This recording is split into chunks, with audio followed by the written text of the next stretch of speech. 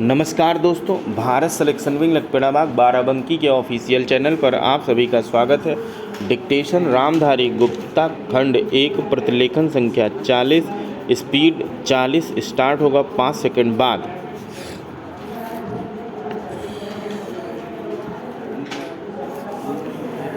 अध्यक्ष महोदय, मैं कहना चाहता हूँ कि हर आदमी को यह अधिकार है कि जिसको वह चाहे डाक द्वारा मत भेज सके।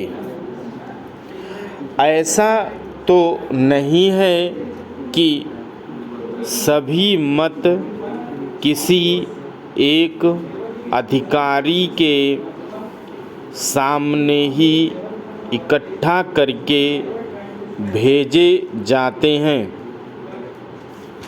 जहाँ तक इस बिल का संबंध है वह ठीक है। वह प्रारंभ में ही आ जाना चाहिए था और मैं इसका समर्थन करता हूँ। मैं इस सदन के माननीय सदस्यों से भी निवेदन करता हूँ कि इस बिल को पास कर दिया जाए।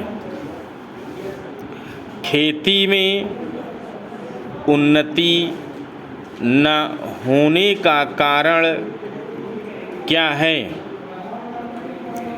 उसका एक कारण यह है कि खेती से संबंधित जितने विभाग हैं उनमें आपस में समन्वय नहीं है। खेती के लिए अच्छी खाद की आवश्यकता है, पानी की आवश्यकता है, औजारों की आवश्यकता है और धन की आवश्यकता है।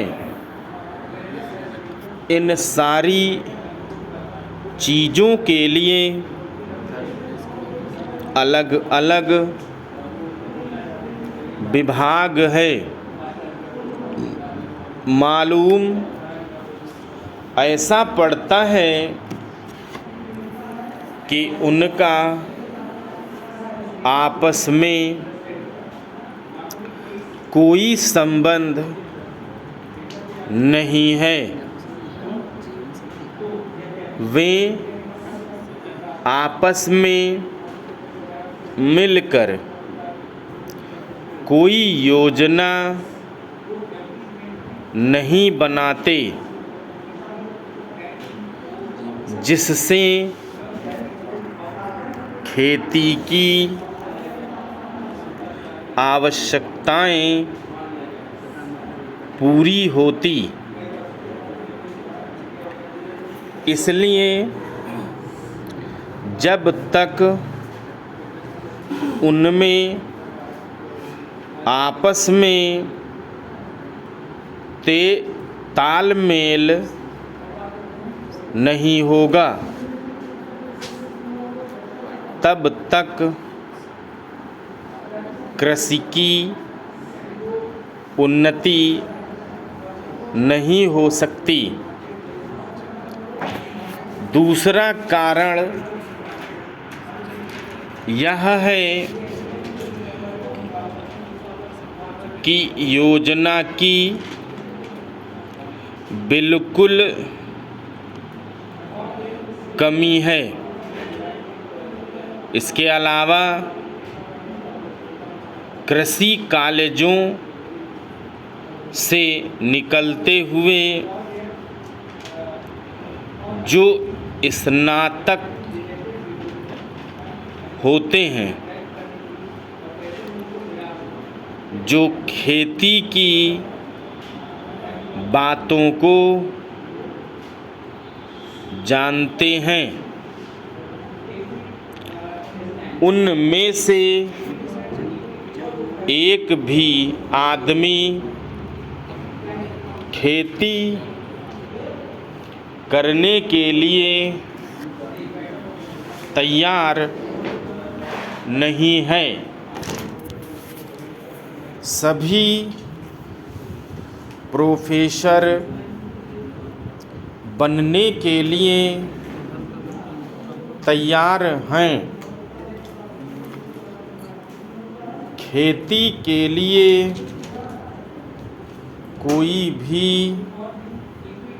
तैयार नहीं है। एक बात मैं माननीय मंत्री जी से विशेष रूप से कहना चाहता हूँ। अधिक उपज न होने का एक कारण यह है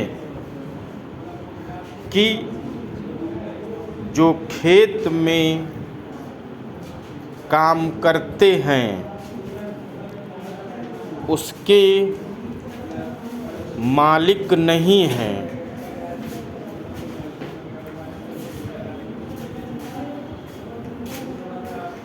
खेत किसी और का है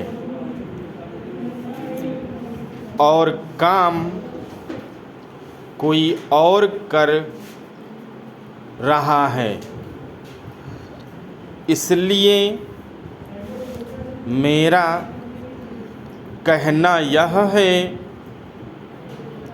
कि किसानों में जब तक यह भावना पैदा नहीं होगी कि यह मेरी भूमि है, तब तक अधिक उपज नहीं हो सकती। इसके लिए आप जब तक भूमि सुधार नहीं करेंगे तब तक कोई बात बनने वाली नहीं है। दुर्भाग्य से इस देश में खेती करने वाले बहुत कम लोग ही भूमि के स्वामी हैं। खेती की उन्नति के मूल आधार हैं पानी, खाद, बीज, धन, उपज का उचित दाम और भूमि सुधार। इन सब की ओर कृषि मंत्रालय का